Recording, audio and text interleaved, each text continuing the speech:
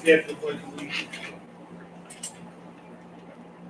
I pledge allegiance to the flag of the United States of America and to the republic for which it stands, one nation, under God, indivisible, with liberty and justice for all. All in silence.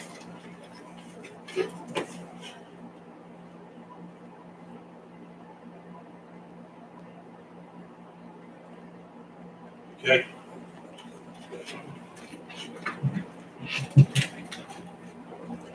Will the district clerk please call roll?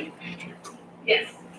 We did have Miss Hanigo, she just stepped out of the room, so when she comes back, I called. We had Mr. Mark Washoe, Here. Mrs. Mylan Aguilas, Present. Mrs. Jacqueline Napolitano Furno, Present.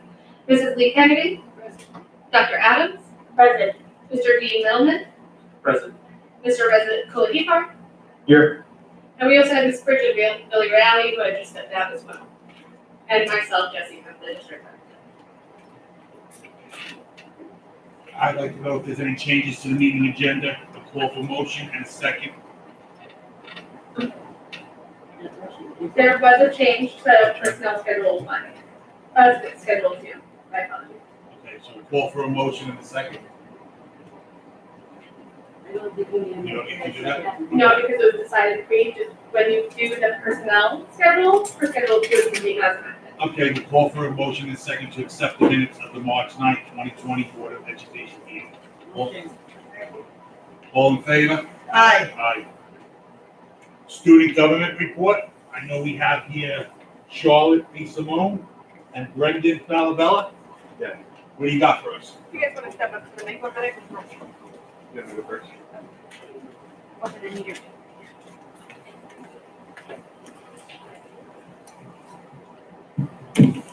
Hello. So the National Honor Society and the World Language Honor Society are going to be setting up tutoring, virtual tutoring. The Math Honor Society is going to be setting up virtual tutoring as well. Civic Club are waiting for approval on courtyard cleanup, as well as planning a virtual freshman awareness seminar. Habitat for Humanity is planning a virtual 5K as to keep to tradition. The drive-in movie is going to be happening. It's not actually going to be a drive-in movie. Kids can come and there's going to be like 6 feet sections where they can sit. We're also considering making it a food drive. If someone brings a can of food, they can get food in return. And that is being planned jointly by the sophomore and junior class. The movie is yet to be decided. And then Rho Kappa is making time capsules. The International Club is preparing peer tutoring that's going to be virtual. And Best Buddies is hosting a virtual social event. And there was a nationwide friendship ball. Thank you. Thank you very much. Thank you. So when we came back all together, we had a balloon set up, and we had a few signs that was pitched in for our classes and our government. A lot of the kids enjoyed it. It was a warm welcome on our way back. The virtual talent show that we're hosting, the deadline is Friday. The prizes are all supporting local businesses. We're getting gift cards from 2 stores around Kokomo, Bohemia, and I believe one in Sayville.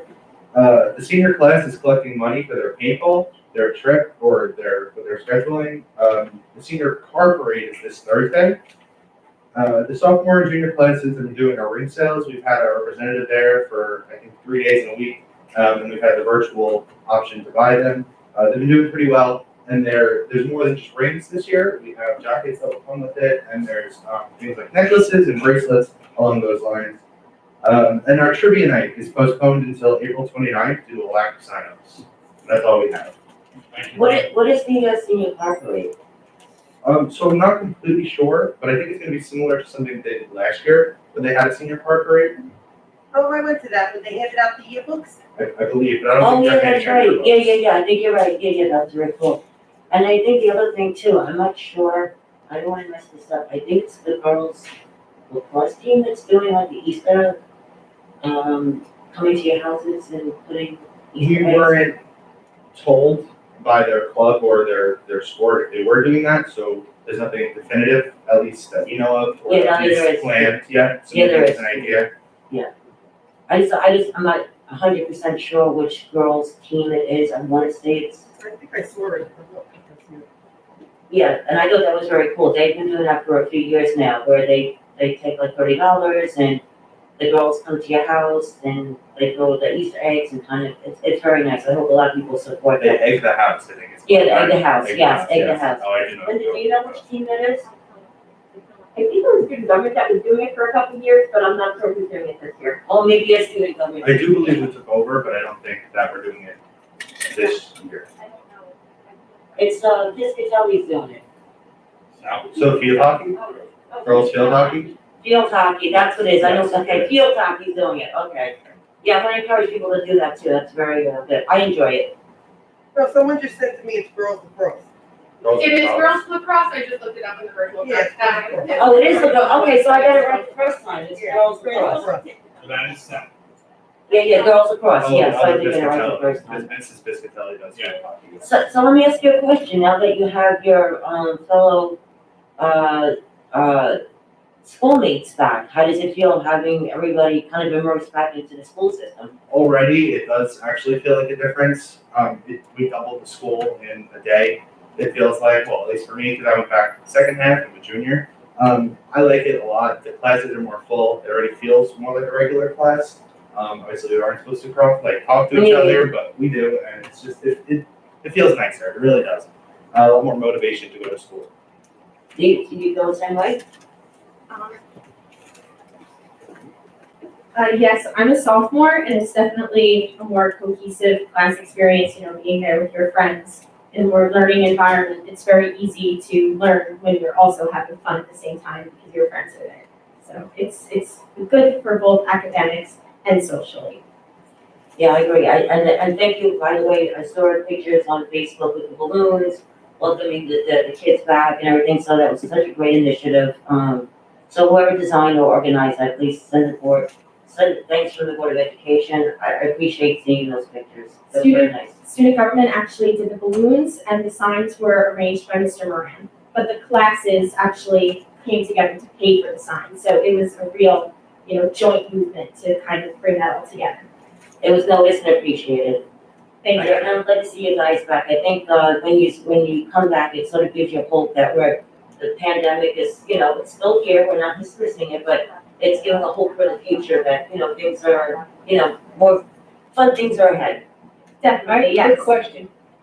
What do you guys do with the balloons when it's over? So I don't know. or so it's actually the company we work with. They come set up the balloons and they take them back to us. Oh, good, okay, good. Anybody else have anything to say? Happy that you guys are there, that's all I can say. Yeah, it's good to have you back. Thank you, Charlotte. Thank you, Brent. Glad to hear it's working out so far. Yes, thank you. Thank you. Audit committee meeting, suspend business meeting, call for a motion in a second. To sign the business meeting, all in favor, call for a motion in a second. Second. All in favor? Aye. Audio committee meeting, call for a motion and a second. To call the audit committee meeting to order, Motion. Second. all in favor? Aye. Call for a motion and a second to accept the corrective action plans for the 2019-2020 internal audit as presented. All in, motion and second first. Motion. Have a second. Second. All in favor? Aye. Adjourn audit committee meeting. Call for a motion and a second to adjourn the audit committee meeting. Second. All in favor? Aye. Resume public session. Call for a motion and a second to resume the business meeting. Motion. Second. All in favor? Aye. You want to take over and be back? Yeah. We're actually recommended action, personnel matters. Okay, I need a motion and a second to approve personnel matters, Schedule 1, resignations, terminations, leaves of absences. Which one is as amended? Schedule 2. And what was the amendment? Is it, you added somebody? No. That why is it amended? Removing 5B.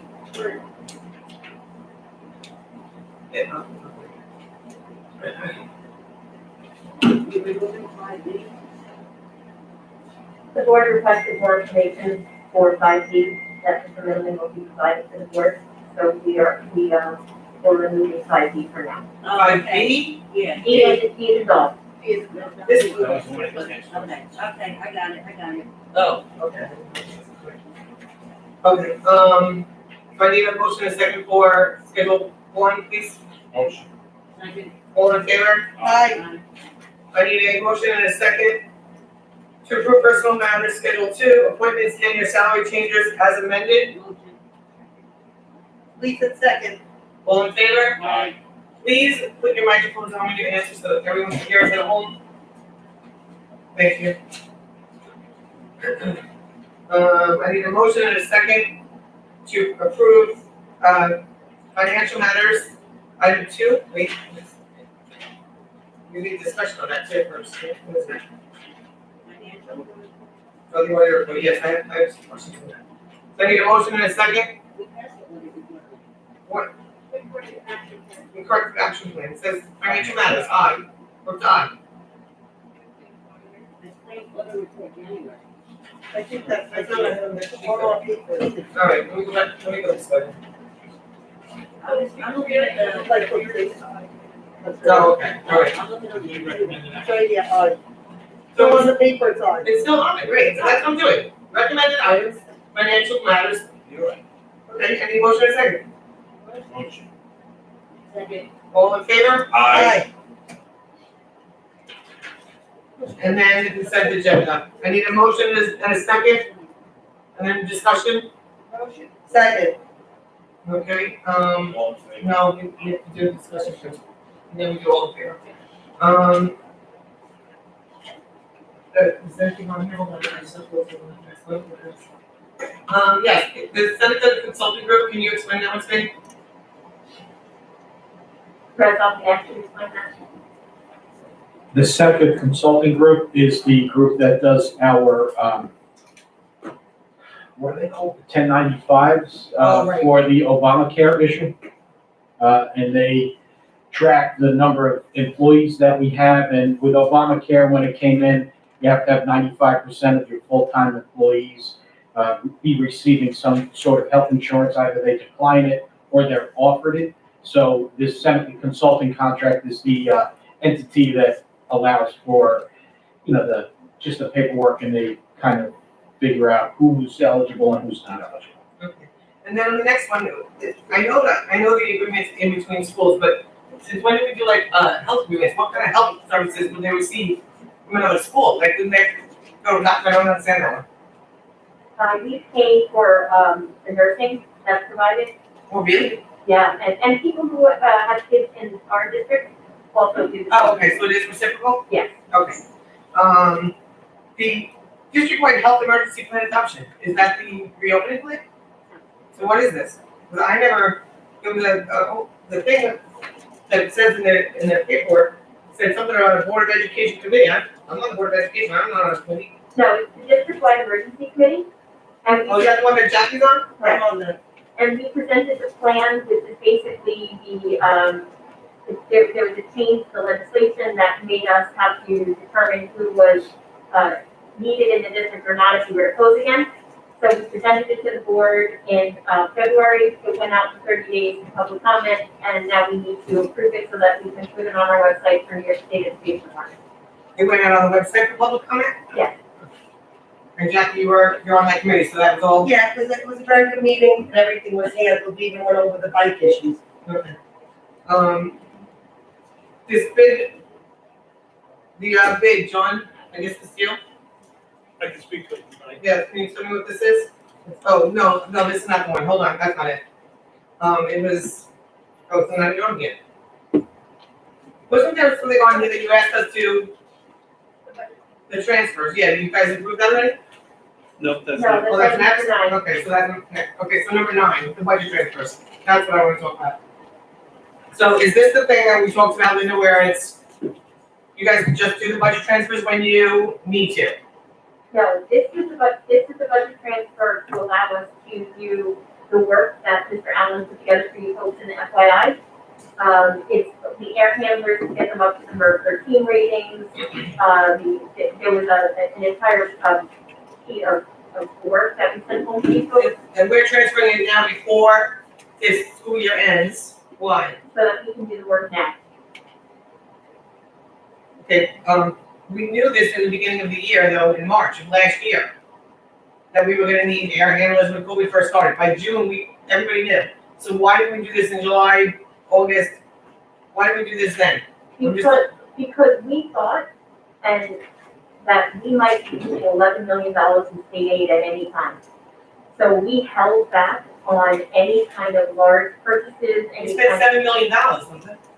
well, we transferred some of that from the year before, but we also, from our regular budget, we held back as much as we could, just in case we got to the point where we knew that we were going to be losing that state aid. And we only determined about a month ago that the state aid was going to remain the same for this year. So this is something that we now can access the funds to do because we are. So we overinflated the employee health insurance fund by over 1.3 million, and there was more transfers on this fund throughout the year. This fund seems to be very, very, very fluffy, for lack of a better adjective. That is where a word regarding contingency funds are. And that was, I think we've explained, and, I know Karen Donnelly explained that in the past. And this is what I talked about last year, that this fluffiness has to go away. We need to get a little bit, tighten our belts a little bit and do actual to actual, not budget to budget. Because this is where we're actually swindling our taxpayers. And again, lack of a better adjective, it's not anything illegal. Every school district puts cushion in their budget. We just seem to put a lot more in than other school A districts. little extra. Little extra, especially from this fund. So that is the only code that has any contingencies. We've done a lot of work in the last year. We've done a lot of work, every single department, every single building. So then let's put it in the right place instead of parking it in the employee health insurance. So the problem with contingencies is that you don't really know what's going to come before you. But we So- know every year that we transfer a lot of money out of here. Yes, because that's where the contingencies are, and as things happen, if there's additional personnel, whatever. It's the case may very, be. very misleading to the public. That's all I'm saying. It's not transparent. It's Every just single not. school district does utilize contingencies, I- and there are only I certain know codes that. you can put them in. I know that, but we seem to do it a lot more than others. If you check out the rest of Suffolk County, our budget has been high for many more years than theirs. And you know, Bridget, that we talked about this last year, actual to actual, not budget rollover. You know, if you spend $500 a month every month, and when you budget 600, you can't now budget 800 the next year, and 1,000 next year when you're still only spending 500. It's too much fluff. Correct, and every single building, every single department was tasked with, if you're going to submit me your budget, it has to be because you have it quote, it's actual, it's based on what you need. State aid was We obviously. gotta go through those over that. guidelines too, but that's another thing. You give us you're doing that tonight? Yes. Okay, yeah. So, all right, I want to pull the budget transfers for a second vote, please. And that's all my questions. Anybody else have any questions? I just wanted to know what happened. I remember you speaking to me about it when we went to the school to visit. We went to the school to look at a couple of issues, the MERV 13s. I thought that those were put in, that was right, I was under the impression that those were put in for the safety of all the staff and students, not that we were gonna keep the ones that were low. So what we did was we upgraded the filtration in all of the equipment throughout the district. That being said, the equipment isn't necessarily designed for that. So we're putting an increased load on that equipment and it's struggling more and more to the point where it's actually causing the equipment to become end of life that much quicker. So When is the end of life? it all depends. I mean, for a typical, rooftop mechanical, I think the architects will tell you, the mechanical companies will tell you 20 years. The majority of the stuff that you see here is from '02 or earlier. There are some things on the list that are 50 years and older. So there's a wide range of things. Well, I think we need to make sure first and foremost that that gets handled because really the filtration and the air is part of the issue with this virus. And even if this virus, even if everybody gets vaccinated, the virus is still gonna be around for a while. So we have to be realists and make sure that that's one of the top priorities, more so than some of the other things. Air quality, hands down, is the first and foremost thing we look at when we start talking about building healthiness and everything. The other things that you'll see on here that didn't come in the list with fresh air considerations would be something such as the redundancy pumps at Pearl. 2 weeks ago, we had a day where we lost one of the circulation pumps at Pearl, and it caused us to lose heat in half the building. It's the only building in the district that does not have a backup circulation system. So when we talked about this 2 weeks ago, we started looking at fresh air requirements throughout the district. We also started looking at things that will maintain the integrity of the mechanical system to the best of our ability, that being extremely important. So that's why there's a couple of items, and I could go through each and every one if you like, but that's why there's a couple items that are a little bit outside of fresh air, but they are absolutely based upon the comfort of the occupants of each area. Thank you. Yep. And that money is going to, what you said this in the FYI, Correct. and that's the dollar amount, that's the total? I walked the entire district with the outside contractors. We went through every I'm single. not against upgrading the air thing, I don't like the way we're transferring the money, that's, Understood. so it's not really your concern, there, gentlemen. No, understood. Okay, so anybody have any more questions? on the consent agenda?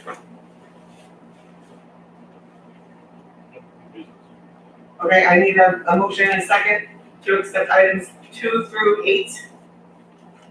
Motion. Second, all in favor? Aye. Aye. Aye. I need a motion and a second for item number 9, budget transfers. Motion. Second, all in favor? Aye. Aye. I vote to abstain on that. Okay, with no items removed, we are now up to new business discussion. So the first topic is the budget. Richard, you're up. You want to do this?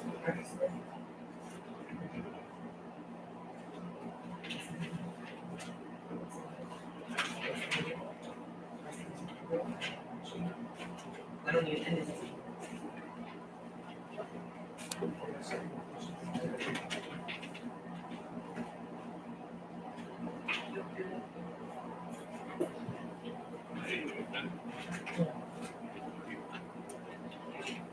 Thanks, Becky.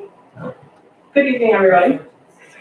So since our last meeting, the draft revenue budget was revised to reflect a tax levy of 2.2, down from the tax levy limit of 2.9. In addition, the appropriated fund balance has been increased $1 million from 3.6 to 4.6. Oh, Jesse, I'm sorry, the next slide. And the unemployment reserve increased to reduce the impact of taxpayers. As of today, March 23rd, the governor's office and the Division of Budget has yet to provide their legislative budget. So at 2 points throughout the winter and barely spring, in January, then usually typically March, we get the legislative budget. However, that's delayed. The state of New York has to put through their budget and adopt their budget by April 1st. So school districts are just waiting for any day after April 1st to find out what the legislative budget will be, and that impacts is state aid. So the stimulus bill, how that will impact the state of New York, what school districts will receive, hopefully on top of what we've already been given with the executive budget. And that would have implications there, which will revise our budget with only 2 meetings remaining until budget adoption. So the draft revenue budget is 202,806,368. And on the next slide, the draft 21-22 expenditure budget maintains all current instructional and co-curricular programs. It provides continuing professional staff development, provides personal protective equipment for students and staff, health and safety upgrades, and upgrades to address findings in our internal audit report and from our insurance through NYSERD. The next slide is a deeper detail into the expenditure budget. So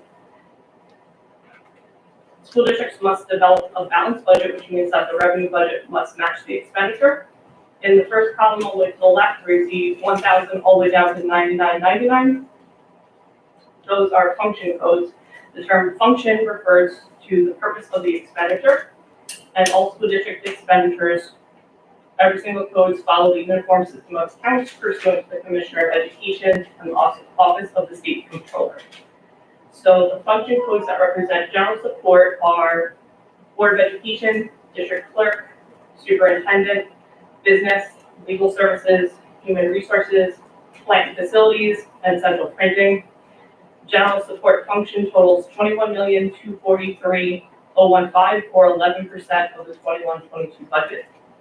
The function codes that represent instruction are curriculum development, supervision, professional development, teaching, instructional equipment, contracted expenses, special education services, pupil personnel services, and athletics. And instruction totals $107,361,278, or 53% of the budget. The function code that represents transportation are direct transportation services, transportation staff, field trips, garage operation, and contract transportation. Transportation totals $10,334,990, or 5% of the expenditure budget. Undistributed expenses include employee benefits, debt service, interfund transfers, and undistributed expenses total $63,867,085, or 31% of the expenditure budget. So since all school districts have to balance their budgets, the revenues must meet the expenditures. The overall draft expenditure budget totals $202,806,368, which is a 1.69 increase over 2021. The next slide. But can you just move on that one slide, it's sort of like a list. I have a question on that one slide. What were we last? That 1.69, Yes, last year, how much, what was the percentage that we had, when we were at 15%, we brought it down, what was it last year? well, we were at 15%. Yeah, over the, amount allowed by law to have excess, the fluff. Okay. So we were over the 4%, but Yes. barely, because we also utilized the $3 million to get us through COVID expenses, which were the additional taxes. Right. But last year, how much was it, what was that percentage? That percentage was just over 4%. It's not the 11%. It's $11 million overall, but it wasn't. It was $11 million over 4%, Yes. right? So, and of that $11 million, we took some of it and we put it into reserves. Yes, and some of it we used And to then we used appropriate $7 for million this. for COVID and that kind of stuff, right? Yes. With this 1.69% increase, what will that give us on the balance? Because I don't see any line items that have gone down, by the way. So every single year, all 5 bargaining units, every single one of those salaries, based on their contracts, are all going to go up. Your employee benefits, that's going to go up. Health insurance goes up, ERS goes up, TRS goes up. Those are all tremendous expenses that are big parts of the fight. But there's a lot of money in there. There's $11 million last year. So there's gotta be at least that amount this year because we're raising. So there'll be at least $10 million, I'm gonna say. But how do we get that number down? How do you get that $10 million down? $5 million, so we don't have to go up that much. Our budget at $10 million, if you take $10 million of the top, it's less than last year's budget. We don't need 202. We're really pushing this on our taxpayers. I said last year that I was gonna push for it not to go over 200 million, and it's over 200 million. So how do we get that down? There's at least $10 million in fluff.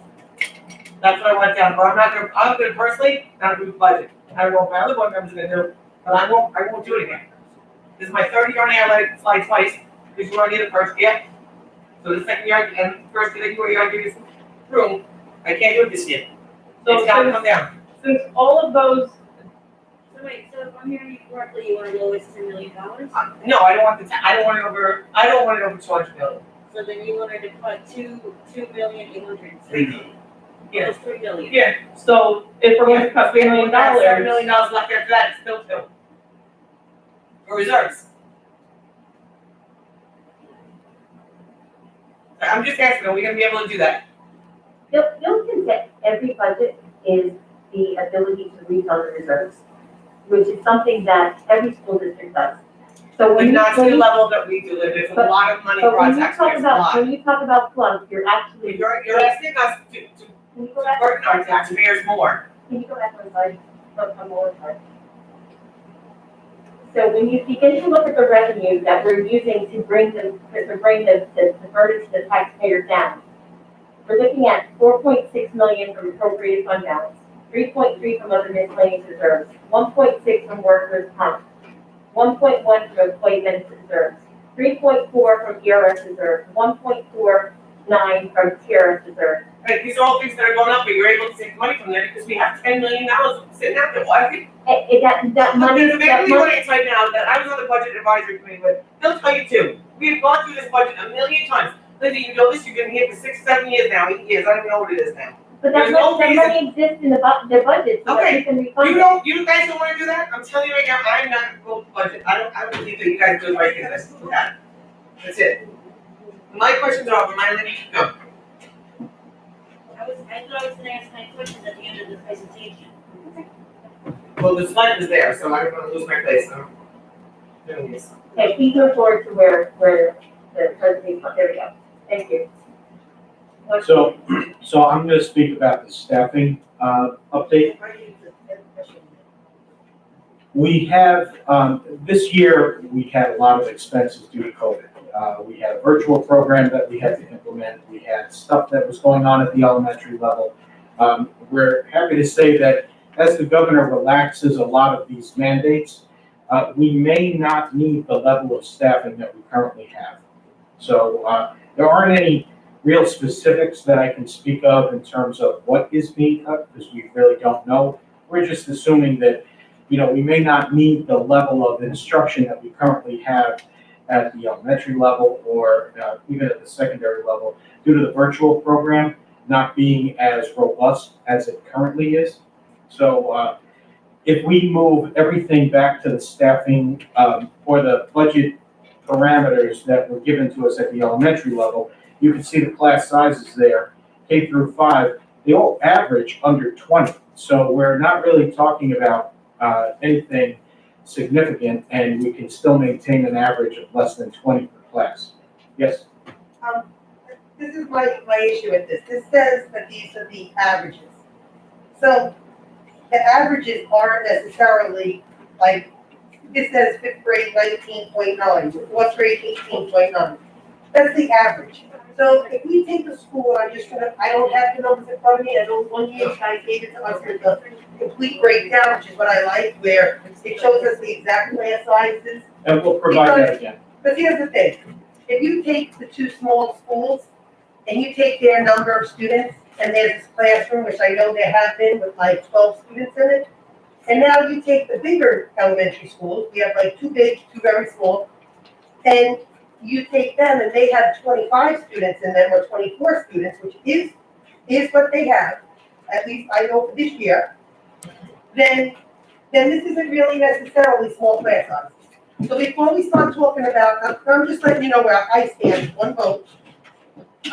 Before we start cutting personnel, we need to get serious about all the schools across Connecticut having similar class sizes, equal equity I agree across with the you, Jackie. district. I don't think it's fair to say, because this school, and I'll use Sycamore and Cherokee, their class sizes should be 24, and yet John Pearl and Idlewild, their classes should be 9 to 12. And I don't know if those are the classes, I'm just throwing out what numbers I've seen in the past. And Jackie, that breakdown that you're talking about, What I is this certainly list? will. Is this everybody, every school? This is the elementary average. See, but what they're giving you is an I average. understand. So I agree with you, Jackie. Being a former math teacher, averages are a little sometimes misleading, and therefore, It does seem misleading. Yeah, it is, no, it is, and it's not your guys' fault, I understand what you're saying, it's just that I wanna make it very clear. Before we start talking about accessing anybody, I wanna make sure that class sizes are small. Well- Especially with COVID, okay, especially since now I know for a fact that we have the rooms in the buildings, because originally I was told we didn't, and now, since we made those, the 5th graders have the half and half, we know that there are extra classrooms if we really needed to make classrooms. So I would prefer to bring this number down closer to like 15, 16, 17 max. Especially Okay. if COVID outbreaks again, and you want to have the full class size anyways. Besides COVID, I agree with Jack, with that too. And we'll have the full breakdown. Look, listen, Because they have $10 million extra. here's There's the, nothing to do here's with the social. issue. I don't think we should be talking about September as if it's gonna be a normal school year. I hope it is, for the children's sake and for the staff, I hope. But the reality is, if we're really being realists, there is gonna be a lingering virus that's still gonna be around of some sort. And I'm not saying let's not bring as much normalcy back as possible, because you know I'm for that. But I've always been for smaller class sizes.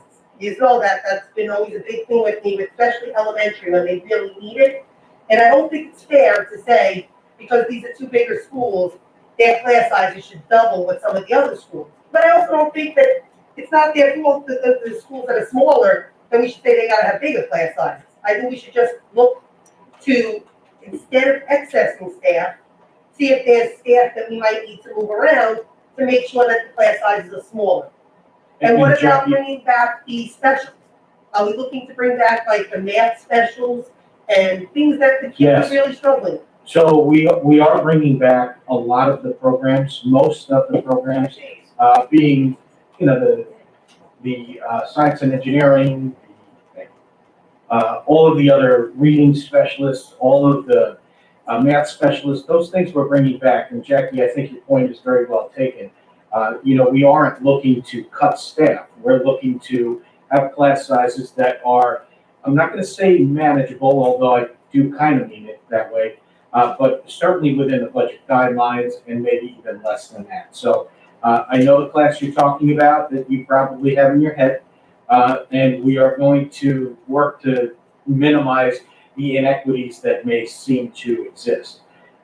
Even with that, I don't know that the cuts are gonna be substantial, simply because we've had a lot of retirees.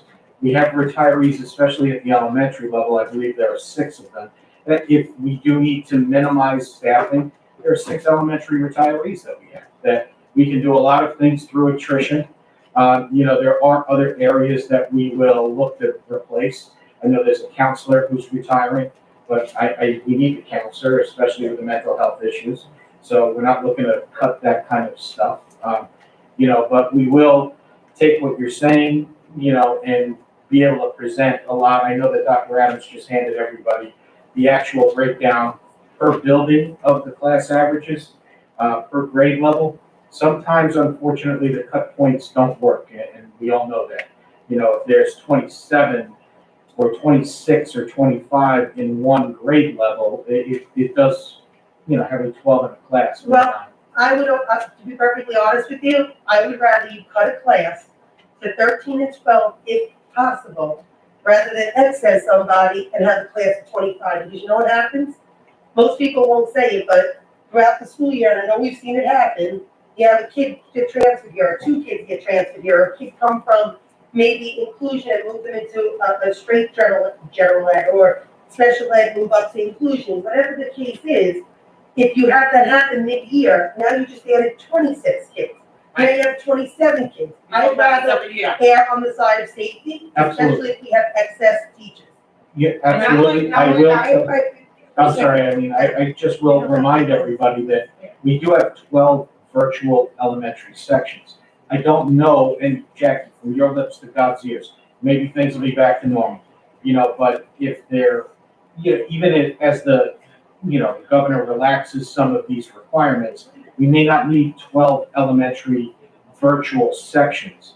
I don't know that for sure, you know, depending on how parents feel about sending their kids back to school. You know, but certainly, you know, as I said, through the retirement and through attrition, we're looking to access as few people as possible, if at all. And just so you're aware, the numbers that I just handed you involve if every child came back to every building. So what you have in front of you, and Eileen, I apologize, I thought I had 6 copies and I only had 5, and I kept one for myself so I could go through the numbers, but now I've given it to Linda. That's if every single child returns from the virtual environment. So it's likely those numbers will go down if we continue to have at least one class on each grade level at the virtual environment. So the classes are definitely smaller. that they've ever been. I want to say, I'm just looking at this year, for instance, right? And I'm only, just because I'm looking at it. You have 25 for our largest elementary in 5th grade. You have for 4 sections of 25. That should have 100% been cut to 5 sections of 20. Yep. And again, I don't even like that. I'd like to go to 6 sections, but if we're staying within budget guidelines, the reality is 25 is too much in a classroom. Yes. I personally think, especially now, when you have parents and some students who are uncomfortable with the social distancing, whatever the case may be. I still want to be, at least for the next school year, very clear on the numbers. That, I think 25 is too many. I understand in New York City schools, me and Michael have had these discussions, I know that they have bigger classes, but the idea of being in Connecticut and being on Long Island, people expect the smaller class sizes, and I'm very much not for seeing the 25 on. There's You no get- one Yeah. that's Before I locally. access, I'm just letting you know, before I vote to Jackie, access there's no one anyone, that's locally. even one person, I will vote it all down. Yep. Because there's no way I'm gonna say yes to a 25 in one school, when you can make easily one more class out of that, easily. Jackie, I think we've heard you loud and clear, and the board for that matter, and we'll make sure that we get our class sizes equitable. Right, so, but We again, used if to you have- look we used- back, if you look back at, you know, the planning for this current school year, that 25 wasn't a real number because we planned to have those classes split. So if you look at the current year, the projected year, the 2022 school year, 21-22 school year, you'll see that classes are significantly lower. We did add those sections in to make sure that it was equitable across the district. If there are areas that you find of concern that you still want to have us look at, you know, we'll definitely go back and look at those sections to make sure that they're as equitable as possible. Now, years ago, there used to be, for K through 3, I think it was, I don't remember anymore. Our max was 17 at one point for those grades. I know when it changed. I know why it changed. So enlighten us, like, tell the rest of the world why it changed and when. It changed under a superintendent who felt as though class sizes were too small. So he changed it. But it had to And he change got, the board and he got approval, right? the board majority to do that. That's how it happened. So at one point, I think, I'm sure you can go back and find that information. So with the board majority now, we can say we want it back to be smaller. Well, you just can't say that right now, you have to look at the list, you have to discuss it. Well, it's with, Well, we're not really looking at a list, but, you know, I mean, I think it's great, something that you have to figure I out think, different grades. I think that we can agree though, if it was 17, right, I actually think that's a great number. I like it even lower, but I think 17 is a good number. You can't go lower than that. But I think that 25 is not a good number, because the truth of the matter is, if you get another student on their class, we're up to 26 or 27 in a classroom, and I just think it's unfair to have No. one teacher teaching 26 25 kids. kids. And The upper those- grades how were they get higher, the same the upper instruction grades as were the- higher. as the- What No, is it? I'm just saying, right here, we got 13. And that Right teacher's here, going we to got be 13 overwhelmed. kids. Hold on, 13 kids in a class here, then you go down the list to another school, and we got, you got 20 in a class. You got 22 in a class. So And that's that's how- 13. 4th, 5th, and 6th, you can get, was for older, you know, you had a large amount. of See, and students. I disagree, because Yes. I think 4th and 5th, you're getting ready to take a big leap. Yep. The next step. When you go from 5th grade to 6th grade, it's a huge leap. That's what I did my 6th grade in Connecticut at Cherokee, and then it was 7, 8, and 9 when we went years ago. Right. It was like that, because at 6th grade, you're going into there, and it's now very different from your teacher just having one teacher, not moving, staying in one classroom, everything being done for you with that one person. I just think 5th grade is very important. I think if you're leaping into the next, after middle school to high school is important, but you're. I know, but once you're in So 5th grade, Jackie, so according to what you want, Jackie, you want 7 more teachers, that's over $1 million. that's a lot of Eileen teachers. wants to cut 3 million from the budget. So I got $1 million here, 3 million here, that's $4 million. So Well, I'll tell you what, I mean, I don't know where all this money's coming from, I don't know how. okay, well, I don't wanna, You're asking for over $1 million. no, I'm asking, well, here's the thing. I'm not gonna excess This is happened last year, I'm not gonna excess, You said ideally 20 in a class, so anything that was above 20, I counted. That's 7. That's 7 teachers that you wanna do, so you got 21, right? In a class, you wanna break that down, you wanna add another teacher, so I'll give you an example, okay, 22. So you wanna add, there's 90 kids in the class, there's 4 Go 18. sections. So, Five yeah, of so now you wanna go 5, Yes. so what's not 5 of 90? So, yeah, 18, so you wanna do that. Going from 22 to 18. Marlene, if we have a cushion, in the budget. And We it's do there have a lot. for reasons like COVID, like the PPE and all that stuff that, things that could happen. But here's the thing, I'm personally not gonna vote to excess a bunch of staff and make kids be 25 in the class. I'm just telling you I the thing. understand that, you're asking for 7 teachers, that's over $1 million. I'm asking for smaller I mean, class sizes. Bridget, can that be done? Cut the 3 million and add $1 million. No, that cannot be done. Just stop, we have 10 million, why can't that be done? Then you're only taking 4, you still have $6 million. Why don't we wait to see what we get? So the next, Just, oh, sorry to interrupt, but, And I'm saying 10 million conservatively, I'm sure there's more. to Jackie's point about the class sizes. So right now, we're estimating the current level of staff, based upon having our virtual program relatively the same as what it is now. That provides some flexibility for us as well as you to say to us that, okay, so if we're not running a full virtual program, let's shift some of that staff back to the elementary school to lower those certain grade levels in the class size. So we do have a little bit of flexibility, and that's why we didn't specifically outline the number of reductions or in positions. Because we still need to see what the guidance is going to be for September. We still need to have that flexibility to develop that program that is in the best interest of our kids from a safety standpoint, from an educational standpoint, and also, to have the opinion of the board as far as, the direction of what we're going. So we do have, we're not accessing anybody at this point. When you look at the class sizes, there's nothing that is 25 at this point for next year. So I just want to make sure that that's clear. If you identify any grade levels that you're concerned about in any buildings, we can definitely go back and look and adjust that. Well, it's just that I wanna just make this, I don't recall last year seeing 25. And I know why I didn't see the number 25, because like you said, it was half. It was half in one class and half in another. I still don't find that that's reasonable. I actually think that was, if I would have seen that, I might not have voted for it last year. What I'm saying is, I don't wanna see that this year at all. I don't wanna see 24, 25 in class, when you have other classes that are 13. When you have other classes that are 16 or 17 or 15, 14. I mean, I'm looking down the list here. We got 13, we got 14, we got 10.5. No, so I think when you look at the current average class size by building, which is that last column. Yeah, and what I'm saying is it's very unfair that the larger schools Right, so. do not have additional staffing for the overflow of the kids. Rather than you having 25, that should be cut and one person should be added there. Right, And then so- maybe the other schools, if you could put together, that's a little different. Right. I mean, 10 is a little bit crazy. Like, so I'm looking at this and it says 10. It says 10.5. So you have other classes in other schools, okay, that are at over 20 for that same grade level. And yet, this one is gonna be 2 at 10.5. Right. So why wouldn't Because you it's just that, do 21? it's that, having 42, kindergarten, 21 kindergarten students, that's what makes that. And quite frankly, Jackie, just so you know, we left 2 sections there, this would not be 2 sections.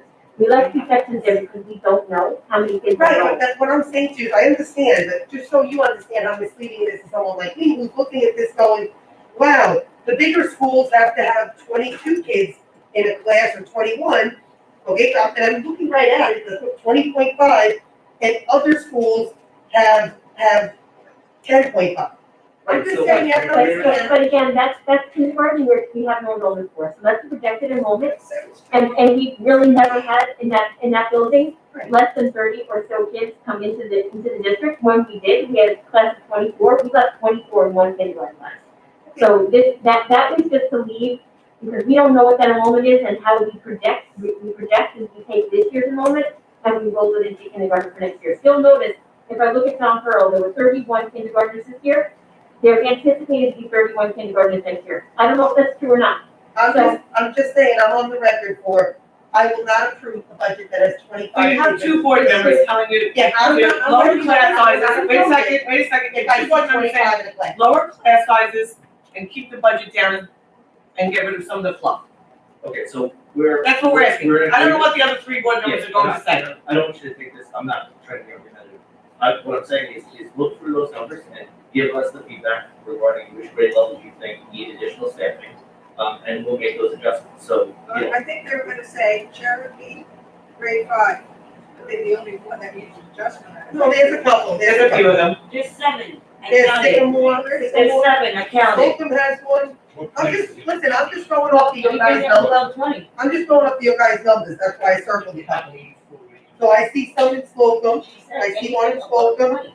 I see 2 in Sycamore, You I can't say that see- building, okay, that building. one in Cherokee. You gotta be equitable across, if it's 20, one, Well, I have a problem with 25 in the class, because you know what happens? I said. And I I'm did happen this equitable, year, that's why I okay? know what happens. So you A want kid to comes back from virtual, or a child comes back, and now you have 26 in the class.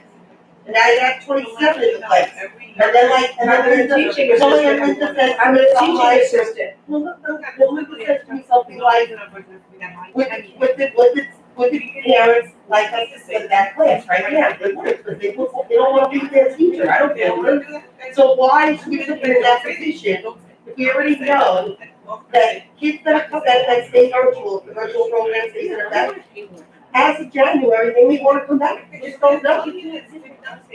But we have rules, extra teachers that are in the budget, right?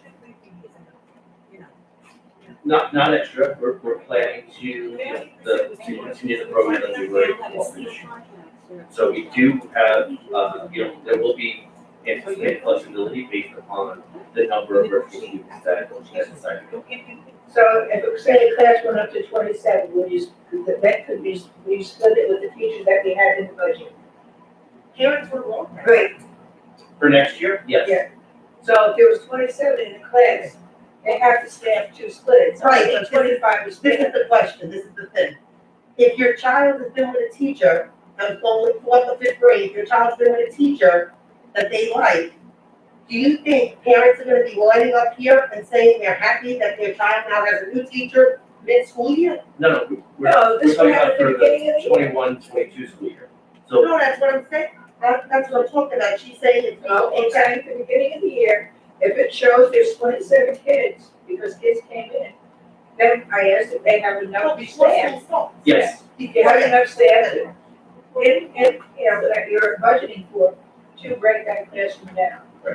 So, yeah, I thought it was mid-year. No, and I just want to be clear, there's not one grade level projected at 25 next year. Not one on the whole sheet that's projected at 25. The highest grade level that we're looking at district-wide is 22.5 in the class. No, in fifth grade, You guys That's never even agree. 22.5, that is this year. So the column all the way to the right Oh, is the projection. So I think we were confused, that's why I want to clarify. I'm not confused. I'm not, I get it. I'm not confused. And I gotta ask you yeah, something, she's, is that even right? Is that even right, that 25? How many kids are right now enrolled in 5th grade at Cherokee?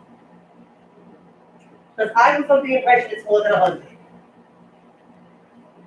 So this is taken off of this time last year. No, I'm telling you, I believe the number's higher. I mean, it could be 105, 106, but if you just, yep, we'll confirm. This also doesn't include any of our special classes. Special factors. so I think anything more than 20. I can't hear you, lady. You split. Wait, is it 27 or 20? you're anyway, For fifth grade, no, Jackie just said 20. Is Right. it 27 for or fifth grade, 20. we never had that, even in the good That's days. why if you You were just paying said attention, I 17. said You you're just adding said 1 more 17. teachers. No, that was for K to 3. I firmly believe that we should be fair and equity across with pre-K to 5. We should try to keep the numbers down as low as possible. When they go to middle school and high school, Right now, they're the really independent learning. And in elementary school, I just think it's too much. 25 in a class, and then if you get another kid, and also you have to remember, Yeah, you don't have any which one. They're on that. No. Show that Please, next I'm year. talking about this year. Yes, well, we're We're not, talking about we this year. can't worry about this year right now, we gotta go to next year. Well, no, because what Jackie's saying is. Just because it says 22, 25 right now, doesn't mean that does that's not mean that kids are not gonna move into our district Make that and one bring that spot- number make over. that That's one what I'm spot saying. five. If there is. What do we, make that one spot 5? Now it's 18. No, what we need to do as a board is And then that's why I just said change the seven numbers. teachers. No, We it's have- only we one have to- spot, that's really. Linda, where are those numbers written in, they're in a policy? It's a, That's Sorry, you Mike. gotta- It's a budget guideline. So we need to change our budget guideline. not That's what we necessarily, we could just take direction from the board based on. But even for future years, if we change it now, the budget guideline goes by I what just the feel board like wants. it, As you adopt the Yeah. guidelines each year, that's the time. I just feel like there's a lot of students in 3, 4, 5 that have special needs and they're not yet diagnosed. There should be equity. There are, okay? If those children that have not been diagnosed, do not have 504s, but do have special needs, you put in a classroom 25 with one teacher, it's a lot. That's a lot. 1, 2, 3. Because we don't know who they are, and sometimes you do get that. That's it. Okay, Jack, they think that they understand what we want, we're gonna move on now? Yeah, right. Yeah, the most important thing, you want to lower it, that's basically it. Don't shoot for 3 million, shoot for lower at 5 million. So wait a minute. You know, so this way we get there. So then the board needs to decide, because you can't sit there and say lower, is it 20, and then when you hit 20, you split? I mean, you have to give some guidance, because right now, I see 21. Jackie just had a 4-hour conversation with us No, about no, no, I guidance, want and I clarification, agree with her. I want Wait, clarification, listen, I want clarification on this. You want I clarification, heard, you want I us heard to give it them say anything clarification? over 20 is a split. So I got 21.5, 22. that's not what I'm really saying. What I'm saying, No, she said Eileen, she is wants equity across. across the Yeah, so district. you So want there that. shouldn't be 10 and 11 in one school, You in one can't have grade, 10, 11. but then I think 25 that's in good another. guidance. I think That's that what I'm explains saying. exactly what you mean. So what I'm saying is, let me speak one It's second. not gonna come with a. What I'm saying is, It's a guidance. I'm not, exactly, it's a guidebook. Right. I'm not saying if Linda came to us and Dean and said, we have 3 classes, we need 21, Finish. I'm not gonna say, okay, none. What I'm gonna say is, there's no reason that we should ever see 25 on this paper again for general ed at all, because you can absolutely cut it one more time and make it 20. So That's what I'm saying. I'm asking what is the cap? Because what is it? Is if it's 20, if it's above 20, is it a split? I just need clarification. I would Or absolutely, is it 22? 22, I wouldn't wanna see more than 22 in a classroom. Okay, I even that's, think that's high. I really like the 17, 18, but if we have to be budget guideline, I would say 22. I think let's just All right, look that's at what I- I 25. don't think you need to have a number, I think you said equity and cost. So if one school has 10 and another school has 22, then yeah, it's a split. That's it. yeah, because she said Not a 20, definitive so number. she said 20, so that means we're splitting a lot of classes. That's No, why I'm saying that, I really wanna see 20. Equity. At 20 I over. agree with equity. I know, I agree with So then equity. you don't need a definitive number. Yeah, you Make do. sure that Slocum doesn't have You 10. do, because then that's when the inequity comes in. So you need a hard number to bring equity everywhere. Okay, You but can't sit there and but say my- approximate this and that. You need a hard number. Myron, you can't give a hard number, because like Linda You just can. said, I'll tell you why though. Because we have a class right here that has 10.5, right? So you're not gonna say to Linda, okay, you know, that's a hard number, you're gonna keep it. No, no, no, no. She's no, saying that there's no, no, no. three What I'm spikes. saying is not to exceed. Okay, A hard number not to So exceed. what? So the what is hard the number budget not right to now? exceed. We'll lower them right now. The hard number not to exceed I would say it's on 22. 3, 4, and 5 is 22. Oh, no, on 3, I would say that, no, 3, I would say 20. 4 and 5, maybe 22, but Okay. So then Okay. kindergarten to 3 is a hard 20, and then 4 and 5 is a hard 22. That's it. Yeah, and I really, If you have 61 and I'd really students, like to see them under 20 if possible. That's if you all have I'm. 61 students. So earlier we talked about classrooms. That's why I said And one of the okay. things that Jackie brought up was this year, we had enough classrooms to split 4 and 5. That's not true everywhere. There were places where kids were in the library. And all of our art and all of our music was pushed into the classroom. So it was a very different year, and that's why we always say, we don't have enough room. So we will look at these numbers, but to be honest with you, these numbers are lower than they've ever been historically since I've gotten here, because we tried to bring the numbers down. There's not one class in the district right now, not one, on the elementary level that's over 23. Not one. That's right. So, you know, and honestly, in the world that we're living in right now, that's really a good number of kids. You know, and I said, you know, the one where they're looking at the 10.5, we wouldn't leave that at 10.5. But Linda, You don't I see it right now, a second grade class with 22.5. So that means that one class is at 23 and one class is at 22. And I think that's, classes I are think that's a lot for a second grade. Again, tell me, how many kids are not diagnosed with 504s or IEPs in second grade? Tell me how many children get denied them, parents that are fighting for them in second grade. How many children go undiagnosed?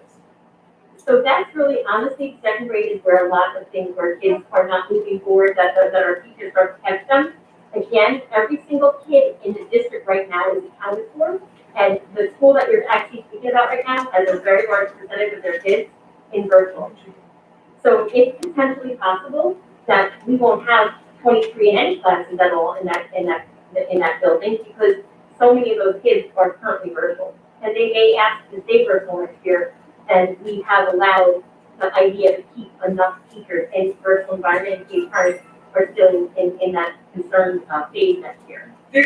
You wrote here that special education is not included. Are those, so say, for example, I'll go, projected 2021 in, last year, the first one, says 33 kids.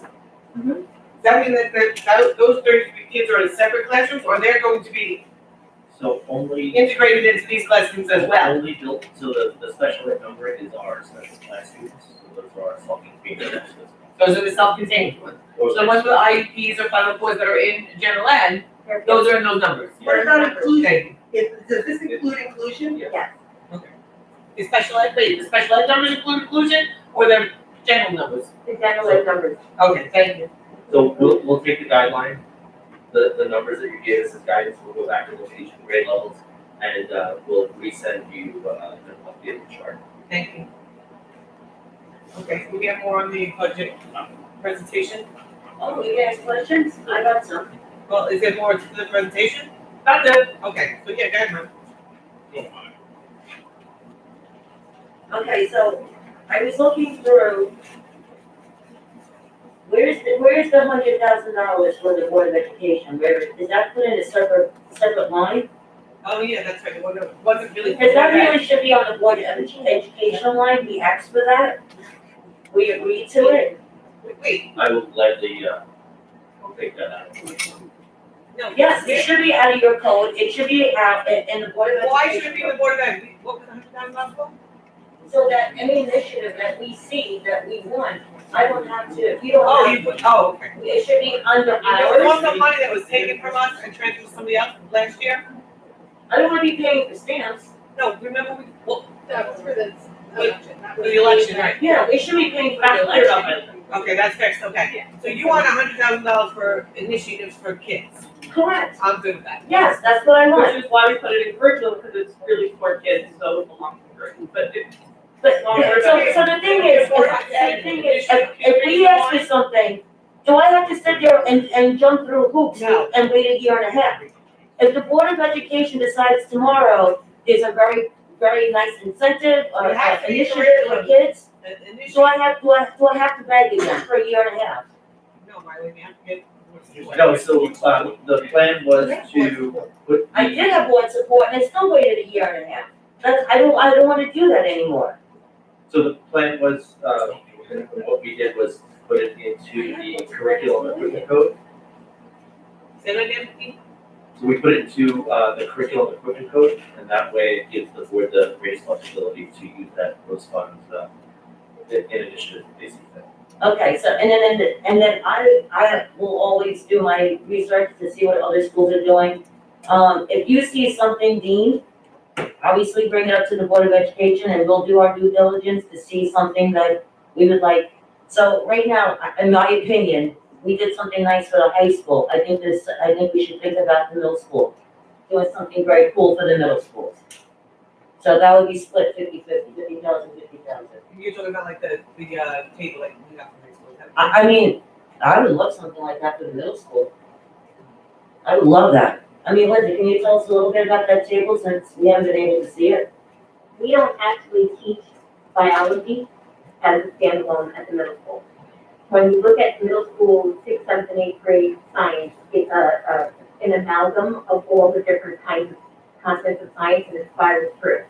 So there would be very little use for something along those lines. You might be more interested in putting some kind of engineering equipment. Yes, That we can use in technology, or that we can use as something from physical science into technology as a collaborative. What I would like to see, more coding, more coding. that's a good idea. I know you've been into that. Instead of coding club, make it an actual Yeah, thing, yeah. I so, don't know how I feel about that. One thing I didn't know about has to do with technology. yeah, Okay, so with that we can use, that money's there for us. all right, so Dean, don't spend our money. Yeah, that's for us, for our kids. Yeah. Don't spend our money, so we'll figure out, I think as a board, we'll have a discussion, what we would like to Okay, see. great. Let me ask you something, do you know of any programs that they're doing at middle schools across Rhode Island that we don't have, that would be kind of cool? Well, that's not a discussion for now, we're talking about the budget, we can discuss My that. question, So we can definitely talk about expanding, we've had a lot of discussion about expanding our computer science and engineering. Right now, we have a very robust program at the elementary school. We have a very robust program at the high school, and we have been building over the past couple of years, a complement to that in the middle school, and I think this would be a nice addition. That'd be great, I'm good with that, I'm good with that. Okay, All right, moving on. Oh, no, you have more questions. the other question I had was, all right, I still see that horizontal movement that's there. I don't know if you want to, I know what it is, you want to explain to the public what the horizontal movement is, 720,000?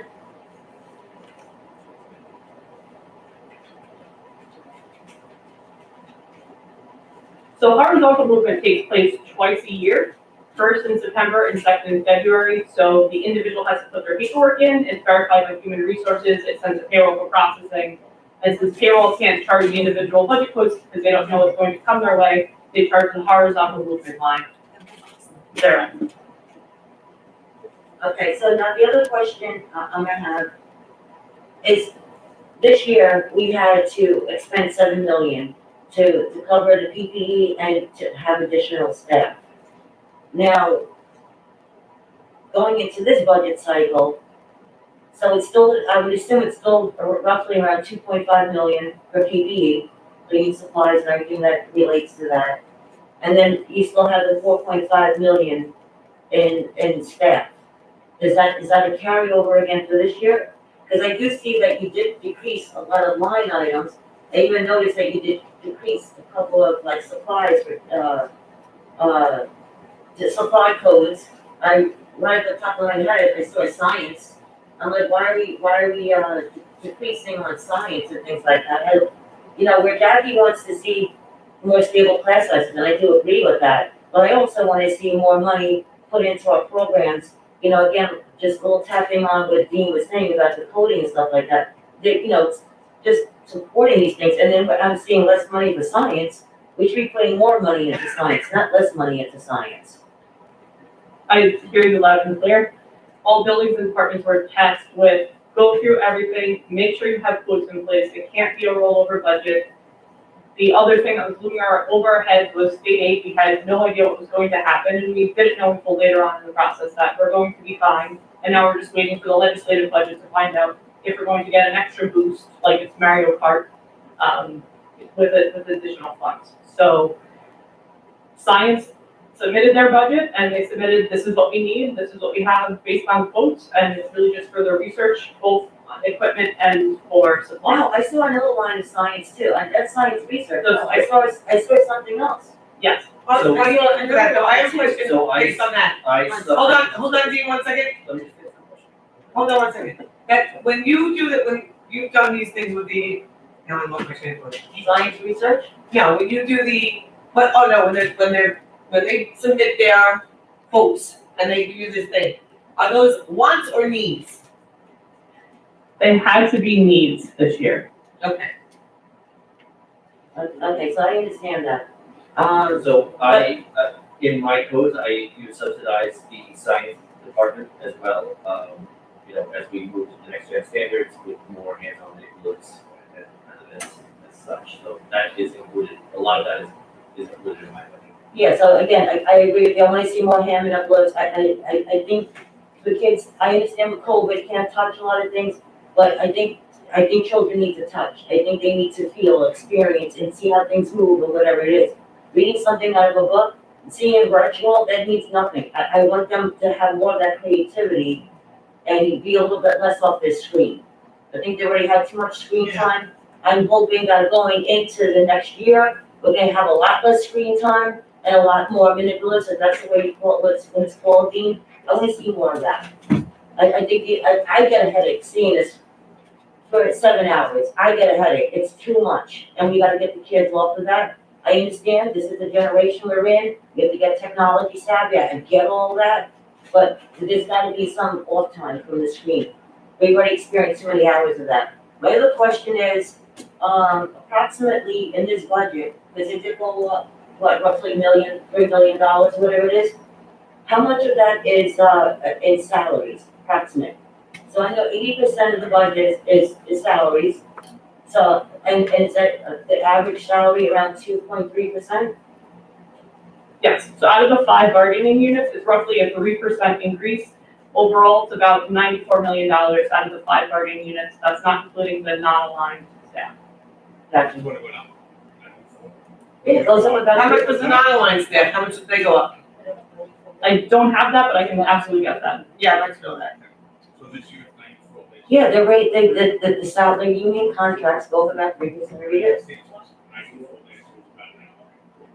Yeah. Milo, do you have any other questions?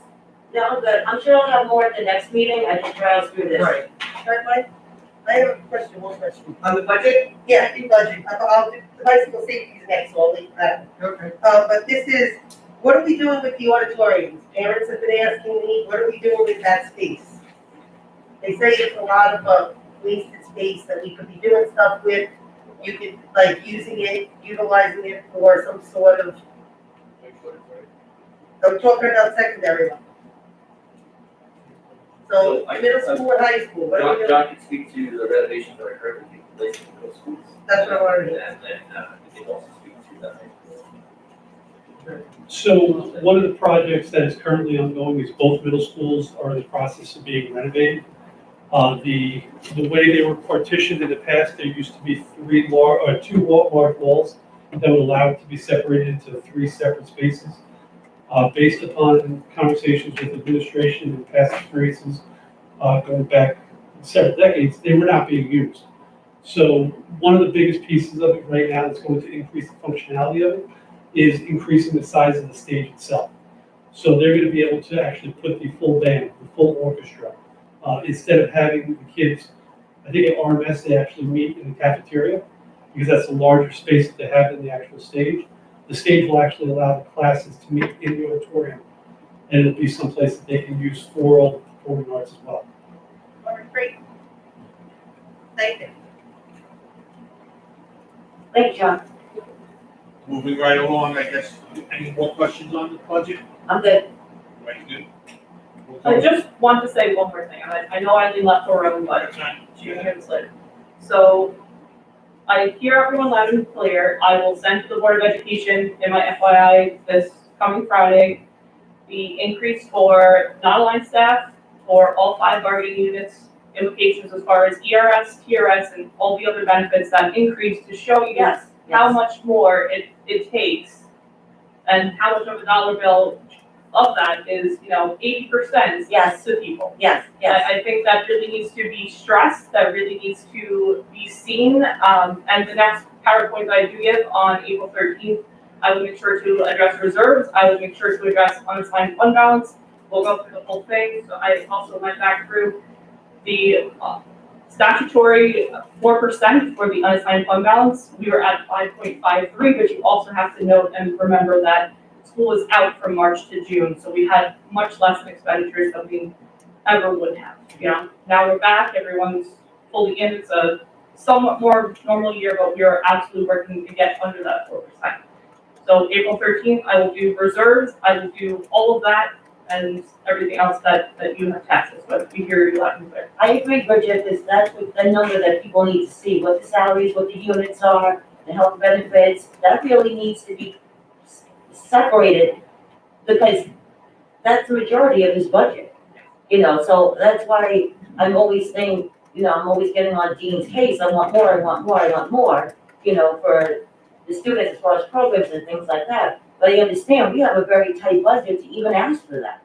So that's why I'm asking for the Board of Education to at least have that piece with 100, so then at least we have something to look forward to and to dedicate to, like now the next group would be the middle school. Thank you. Okay, any more questions on the budget? Moving on to bicycle safety letter.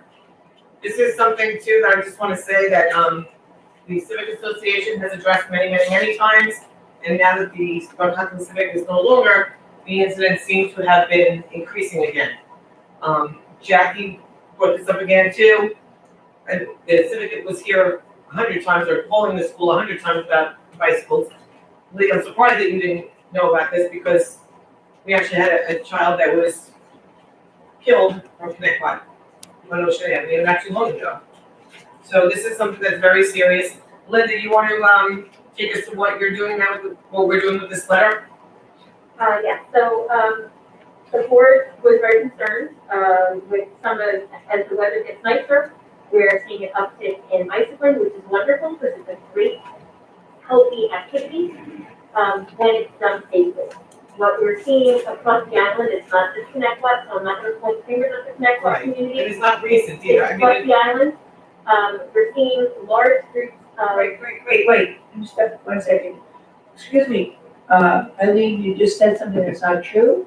I think I'm the one that brought this whole issue up to Jackie and to Linda. In an email. Then I apologize, but just so that you know, the Civic has brought it up many times to the Well, school I district. personally saw a group of 20 kids on a Right. bike. Right, Yes, okay, I I- apologize, I thought that was Jackie that brought it up. It was in a text message or something, I don't. I saw it. Right. Right, you said you saw it, I brought it up. But in that message, Wasn't that? my point was, Lee, was in that message, you said that this was new to you? That you hadn't seen it like that You before? said you saw it. I haven't seen kids in that large of a group in my neighborhood. I have not seen it, I saw it twice this year. So what I'm saying to you is it has been going on in Northampton for quite some time, that's all I'm Right, saying. but not in my neighborhood. Okay, well, now it's Okay, starting. well, the truth of the matter is, I'm gonna tell you also, you hear it from me first, it's happening everywhere. It's happening in Nassau County, it's happening in Suffolk County, the police get called It's been in the news. numerous times. While me and Linda sat next to each other during a security safety unit meeting, I was emailing and texting, messaging some of our, government officials, and they were answering me back on what we could do. But unfortunately, the only thing that we could do is this letter, because they already voted down the bill that was there to try to help for the reckless biking. Now, don't get me wrong, there are people that see kids on bikes and just say they're acting reckless because there's 20 of them. That's not necessarily true, okay? Kids who are riding in packs are riding in packs, and some kids, it's just because right now during COVID, it's the only thing they have to do. So you can't say they're wrong like that. The issue is the kids that are doing wheelies, the kids that are riding in and out of buses, the kids that are acting reckless and don't realize that the drivers are doing the best not to hit them, but you're putting drivers in a very bad position because sometimes they can't see the kids, riding and the kids ride right out in front of them. So before tragedy hits, we had asked at the safety meeting to go over this, and there's a lot more going on across the island. It's not your neighborhood, it's not my neighborhood, it's not, but we here, I can't, it's everywhere across the island. You see Raina Park is a big issue, you see the other school districts, me and Lynn reached out to Sachem, and they said they have issues over there. I know by me, there's issues in Nassau County. And sometimes, It some of the doesn't kids matter. are not just riding around in big, large groups, they're actually weaving in and out of traffic, they're That's going the in issue. front of cars to slow them down, and they know that if the police come, they're minors, and nothing can happen to them. The problem is, if it does happen to them, they can get killed, That's the issue. and that happened in our school district. Linda, wasn't it last year, 2019, 2 years ago? 2019, me and Lynn went to the. I knew it was not too long ago. Okay, so this letter is something that you're asking, or we have, the board, we all asked to send up to our legislators, correct? Yes. Okay, so what I did was I sat with the emergency team at the district level. We talked about education, which is a wonderful part of everything that we do, but education really is not enough. Because if there is no enforcement, education without enforcement equals they can do whatever they want. So I did reach out to our local legislators. I reached out to Legislator Silmy and Legislator Pigrilla. And I spoke to them about what we could do as a district to try to help them pass something that would allow enforceable actions and consequences if people are recklessly biking. I don't care what the age is. And so what I was told was there was actually two separate resolutions. One was Bill 17 IR, introductory resolution number 1767, 2020, which was put on the table. It was voted on, it passed the vote, and then County Executive Malone vetoed it. It went back to committee, and they could not come to resolution as to what terms they wanted, so this bill is actually dead. But now there's another resolution, introductory resolution number 1191, 2021, which is very similar in its intent. It's to discourage reckless biking in Suffolk County.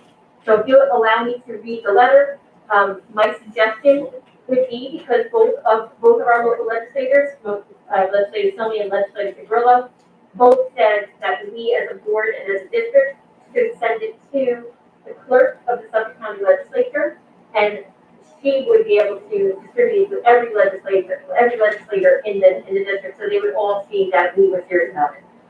So, it says, "Dear Suffolk County legislators and County Executive alone, it was with great disappointment that our district watched as IR 1767 2020, which would have permitted a local law to prevent reckless biking in Suffolk County, get vetoed by the county executive.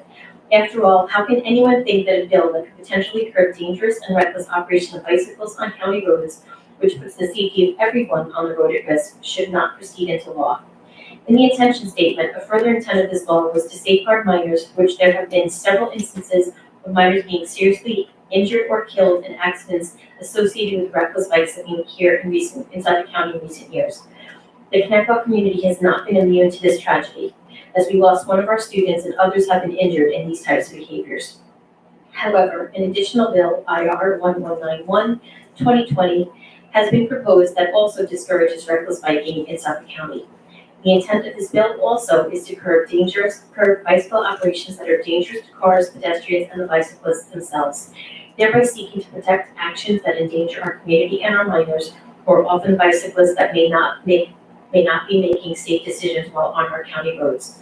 The superintendent, together with the Board of Education, support the passage of this legislation, protecting both our community drivers, pedestrians, and bicyclists. Please safeguard our community's roads and pass this legislation. So if the board is okay with this, Lee has the letter, everyone of us. has signed it already. every one of you has a letter, I have now. No, wait, you signed it and passed that to Lee, has it now. Okay, I just need, I need a motion and a second and a vote in order for me to action on this and send it to the I county need a legislature. motion and a second to accept and sign the letter that Linda has just read in public. Motion. Second. All in favor? Aye. The letter is now signed. Perfect, thank you. We need to safeguard our kids and have them make their decisions. The next topic up is the letter of support, the New York State Ed's requested test waiver. Is this opting out? Is this, Not really, I'll tell you what it means. okay, because I also want to piggyback on this with the do no harm policy.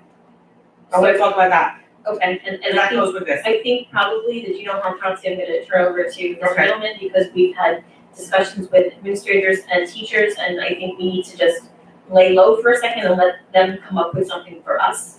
But let me talk to you about this first. Last year, when the school districts were closed, all of the mandated federal testing programs were waived. In order to receive title funds, you must give tests 3 through 8 and at the commencement level in both mathematics and English language arts and science. Those were waived last year. This year, they have not been waived as a general rule. So New York State Education Department saying that this is one of the most unprecedented years ever for the education of our students. And even though our teachers have been doing an unbelievable job, it's not the same situation that our students and our teachers would have encountered in any other school year. Because of that, New York State Education Department has gotten kind of waived the Regents exams that are not part of the federally mandated program. So you'll see, I sent to the board last week that there are only certain Regents exams that we are mandated to give, and the 3 through 8 ELA and math assessments. So our students would be asked to take the Living Environment Regents exam at the end of any Living Environment course. They would be asked to take Earth Science, the Physical Setting, Earth Science Regents exam. Those are 2 mandated by the federal government. They would be asked to take Algebra 1 Regents exam, which is the commencement level Regents exam for our algebra students in math. They would also be asked to take our English 11th Regents exam, which is the commencement level that is mandated by the federal government. Now, they just have to take them. That doesn't mean pass them all, right? So New York State is likely to pass, and the Board of Regents needs to put it into a practice, and that's why I think we're a little too early to talk about a do no harm policy, because we want to see what the Board of Regents does first. Well, it's March. It's not that early to talk about it. No, but the Board of Regents hasn't passed anything yet. It's still in comment period, so until they pass it, I think it may be a little bit early. They are likely to just ask kids to take it and not hold it against them as a graduation requirement if they do not pass that. I'm talking about the do no harm policy that goes to, if they take it, and we add it as part of their grade, a percentage of their grade. Right. We We can do that here, that's not too early to talk about. We brought that up last, didn't we bring that up last meeting? We did, and I'm gonna request again that the Board of Education let our educators discuss it first and come to you with a proposal rather than the board laying a proposal on our educators. Because we do wanna make sure that our kids are fully engaged in good learning all the way through the end of the year, and we need our educators to tell us how they can have that happen. So I'm gonna ask the board Because everything really respectfully. fully engaged this year with COVID, that's my point, just for this year alone. I'm not saying I it's don't been all disagree with you, Eileen, but I think we need to let our educators and our educational leaders talk about it and bring you a proposal rather than the other way around. Just because they're the people in the trenches with the kids every Well, I would day. like them to do that sooner rather than later. But this is what I'm saying, are you guys having, active conversations right now with the teachers, and that's what, I'll let it's not you just- speak and then I'll go back to what the letter is no, about. but it's not just, I'm Finish the saying, letter first. it's not just central office, I'm saying, okay. So the New York State Education Department, so the Federal Education Department declared that they would not proceed with the same type of waiver that they did blanket last year, where they basically said nobody across any of the states, any of the 50 states, would need to take those commencement level or the 3 through 8 assessments. However, states could apply for specific waivers for each state. So the New York State Department of Education has applied for a waiver to not administer the Regents exams this year. But I want to ask a question, what if the kids are virtual, they have to come in and take those tests if the waiver doesn't go through? No, that's not true with it. And That's not again, it. and again, the I'm not Board of sure. Regents has not passed anything yet. So you don't know They've got it, no, they've actually said that you do not need to bring kids who are virtual into a school Okay, building, that- and they will alright. not give them. Okay. But that has to be through a public comment period before it becomes Okay, enacted. All right, thank you. All right, so, this is for us as a school district saying, we recognize that this year is unprecedented, and we would really think that it would make sense for the New York State Education Department's waiver to be approved at the Federal Department of Education. So, the letter reads, Dear Senator Schumer, Senator Gillibrand, and Congressman Zeldin, to say that the 2021 school year has been unprecedented is an understatement. We ended our last school year in a complete shutdown with virtual education that no one was ready for. As a district, we reopened in September after spending more than $7 million to decrease class size, increase teaching staff, teaching, custodial, and support staff, purchase and maintain appropriate PPE, store desks and other furniture to increase usable room areas and decrease density, and try to purchase enough electronic devices for all of our families to have one provided by the district. We still have not met this goal. We offered our families the opportunity to have their child's schooling be fully virtual, K-12, hybrid, 6-12, or in-person, K-5. While our teachers and staff have worked diligently and tirelessly to provide the best education they could under the circumstances, there is no way that education this year could have mirrored the type of education our students would have had in any other year in their educational experience. Our teachers continually assess their students Using the data gathered from these individualized assessments to inform instruction and tailor extra help to those students who are not moving forward in their own learning. These results are relayed to our parents as they occur by posting on a parent electronic grade portal, utilizing regularly scheduled parent-teacher conferences, electronic report cards, electronic progress reports, and report cards, both mailed home and available electronically. This is done far better in our classrooms than any state-created test for which the data is not able to be used to inform instruction due to lack of transparency in the questions and responses for each child, as well as the timing of when the results are returned to our district. The New York State Department of Education understands that this year, any non-locally derived, scored, and interpreted assessments will not truly yield usable results, and furthermore, take away from time in our classrooms that could better be spent educating our students. They have requested a waiver from the federal government to allow districts to internally assess students as was granted last year. The Connecticut School Board and the Superintendent of Schools recommend strongly that the Federal Department of Education grant the waiver of the federally mandated tests for the 2020-2021 school year. Should be done, then we do that. Okay, so I need a motion and a second on the table for me to enact this and send it to the appropriately named. Motion. Second. Can I make the motion first? I need a motion to accept the letter that limited to spreading public to Senator Schumer, Gillibrand, and Congressman Zeldin for the requested test waiver. Motion. Second. All in favor? Aye. Aye. Linda, you have this down there. Thanks very much. The next topic is Board of Ed, but I'm gonna ask Jack to go wait, because you're the only one here, let the public go first. Absolutely. Okay, so we'll let the public come up and speak. Can I just give a quick update on the final exams and the work that's going on in the school? Okay. So, yes. I want to actually ask you about that. So, Okay, so if you just let me Yeah. finish. So again, to echo what the superintendent asked, the request of the board, not take action this evening, but to allow the work that I started, probably several weeks ago now. We've had informal meetings, departmental meetings with our teachers at both middle school and high school to talk about meetings, exams, and final exams, impacts on students. And When will we get those? When will we get that recommendation then?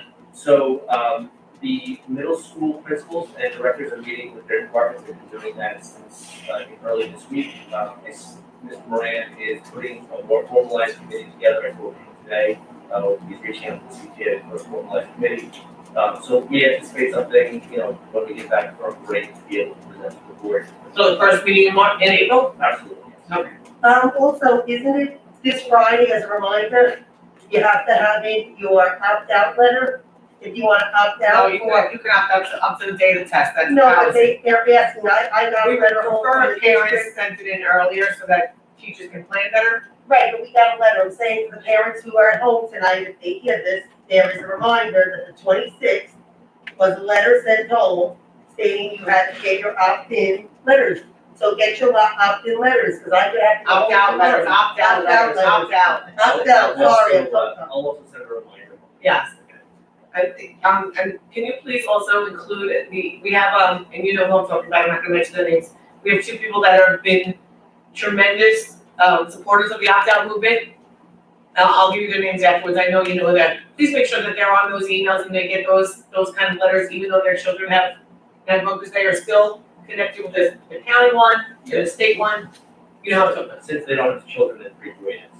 I know, but they are still, So one I They still can, represent one I our- can speak to, but if you give me the name of the other one, you definitely. absolutely, thank you. And I just want to remind the board, I know we said that we would have this recommendation by the first meeting in April, but we are about to go on a 1.5 week break. So the committee may not have met and formalized by April 13th. So you're saying that you're supposed to say that, but we spent the last meeting. So now that's gonna be like 4 weeks and now you're saying that? It may be done by then, but Friday, it starts the spring break. So, and it may be done and formalized by then, but we don't have teachers here, that was It'll be 4 weeks by the next meeting. I'm optimistic. Okay, thank you. Okay, we're gonna let the public go and then we'll have our last discussion. Thank you. So about the regions, aside from the do not harm policy, there is something in the New York State education guidance that no students who are fully virtual would have to come in to take the test. So they are saying that students who are remote or who choose not to sit will have a waiver. So what I want to know is, aside from the do not harm policy, what would be the consequences if a student who is supposed to take one of the regions doesn't sit for it? Good question. So that is a great question, because that has been a question amongst all of my colleagues, as well as the administration of the district and some of our teachers as well. They're very vague on that response about, wait, I have it written down. Their motivation to sit at the exam.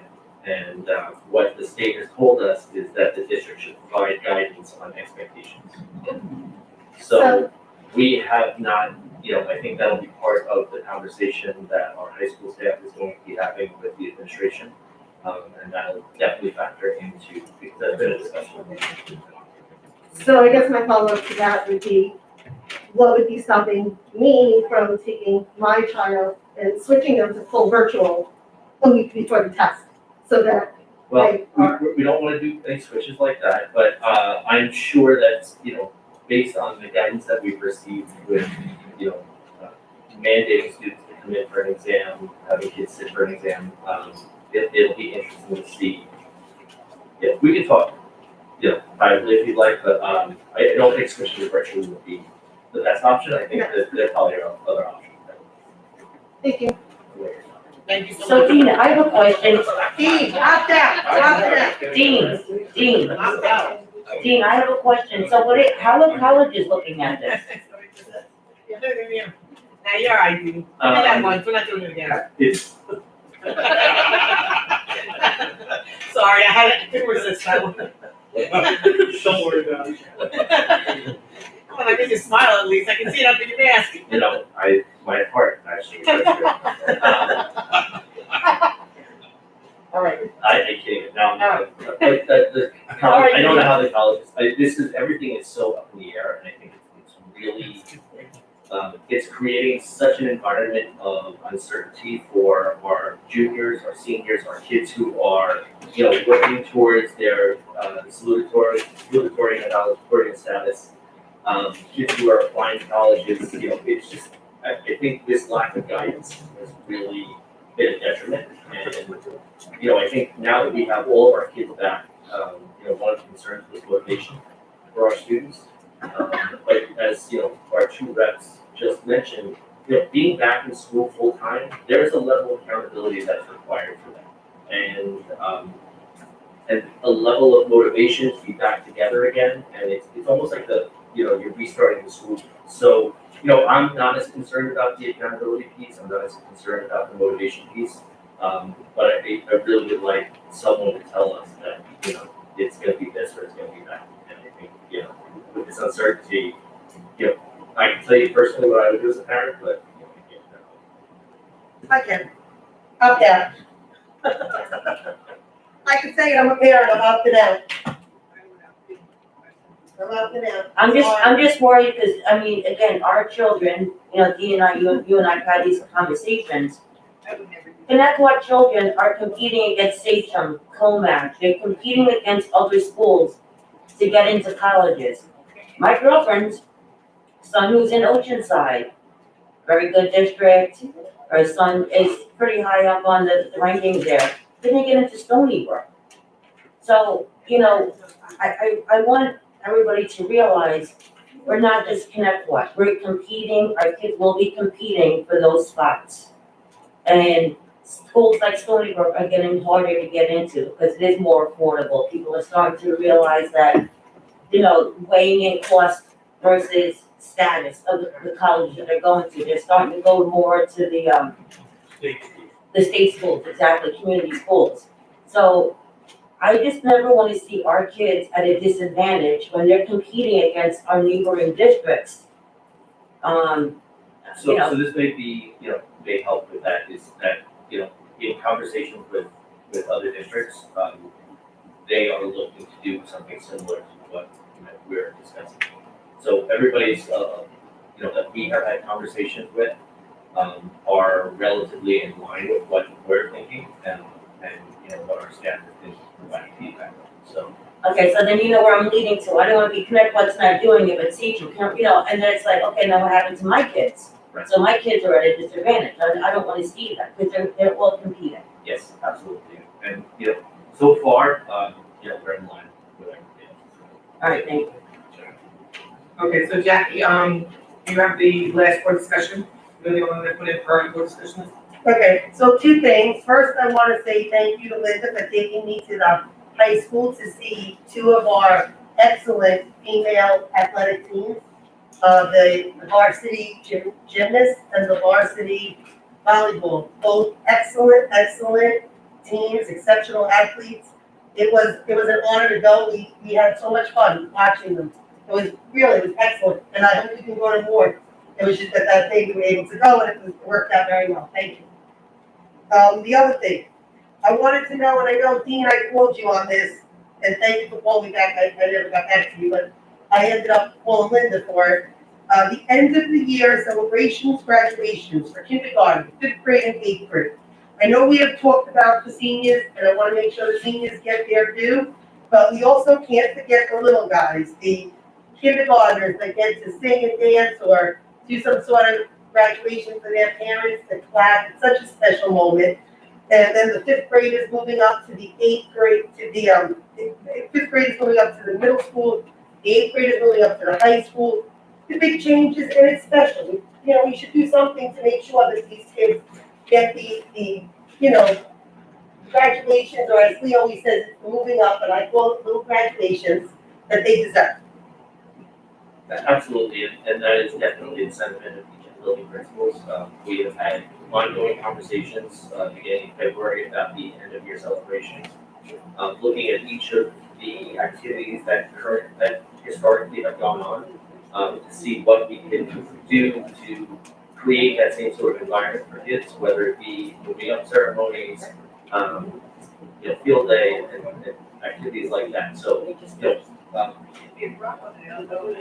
I don't understand this, like, I won't get to the time tonight, I swear.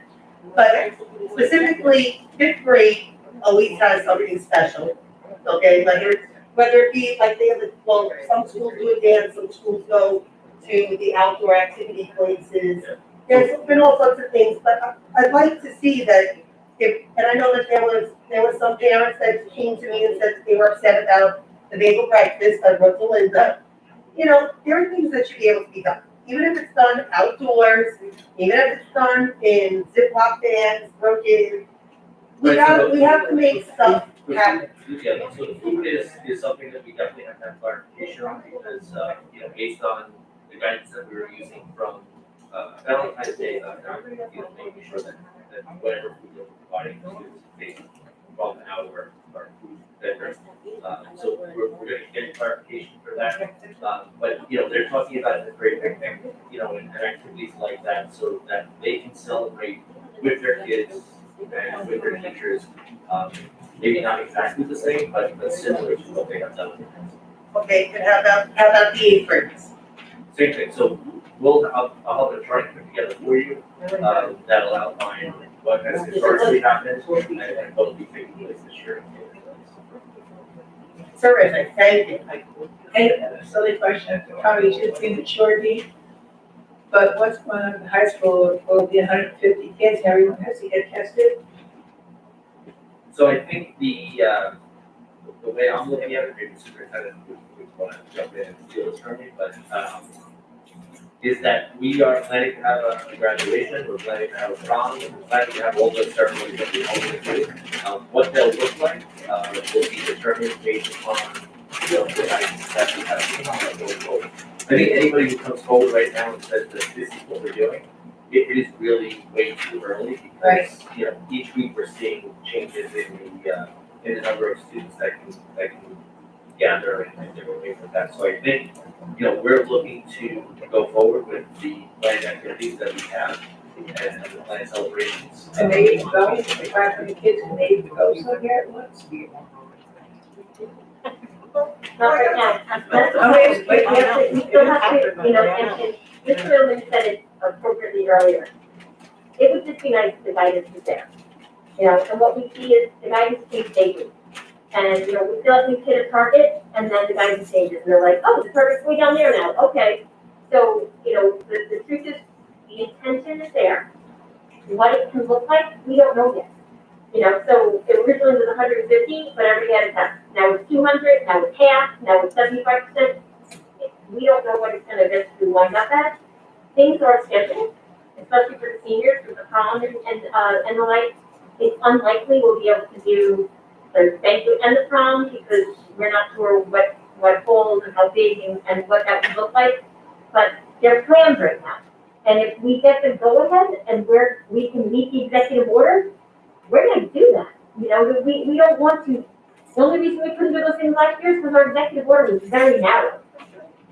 So, if you did a prom, and I'm just throwing this out there, I don't know if it can even be done, but if you did it at one of the larger places, I know we already had it, I think they said it was the Crest Hollow, if I'm not mistaken. And I think they said the other one was the Flower Fields, was for the, maybe that's the banquet. Flower Fields is huge, and I know that they're, like, I'm just saying, if it says 75%, you might be in a place that's very large for our senior class. What about places that have several rooms? Maybe you need to find out from the Department of Health and the CDC, what are the guidelines that's coming down from the governor's office? Where if it's a building, and I'm gonna use one, for instance, like the Lombardi's, that has several weddings going on at one time. If that's 150 or 200 in one room, couldn't you have a prom where you had it like in different rooms? If you rented the place out altogether? Well, that's similar to what they're saying. You can have 150 people at a wedding, but every group has to dance with the people they know and they can't mingle with the other people. So, you know, I understand what's going on. I wouldn't ask you for the kids, but I guess we don't know. We gotta wait for the guidance. Oh, I just wanna add that didn't he also, with the meetings, I know Town of Iceland just put out a thing that they're still not doing their meetings in person because the governor pushed it back another month. Yeah, so the Town of Iceland is not even having in public meetings, they're still doing their virtual. Meanwhile, you got school districts that are all have been doing in-person meetings. And that's why everything is scheduled, and we're just hoping and praying that the executive order allows us to do things as safe as we possibly can. But we're kind of tied, you know, and Jackie just said, can't we find out what the governor, going to do? I don't think his aides know what he's gonna do day to day, so, you know, I actually, No, I don't mean it like I that. wish we could. No, I meant Prediction. it more of, what is it exactly right now?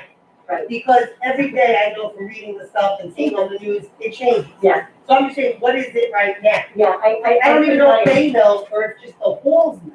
You know what I'm saying? If maybe Right. the halls know, because it pertains to them. Right. If it's three different big rooms have 150 or 200 people in them. If that's the case, you could have the whole senior class in the same building. It would just be in three different rooms, and really, people go where their friends are.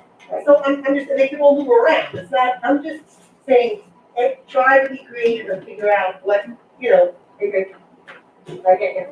All right. There are no more discussions on the agenda, so I'd like to make a motion to adjourn this Board of Education meeting. Motion. And I need a second. Second. All in favor? Aye, have a good night. Thank you all for coming, and don't point Happy Easter, everybody. Ed, Have a happy Easter, everybody. don't go anywhere, Ed. And happy. Don't go anywhere. Happy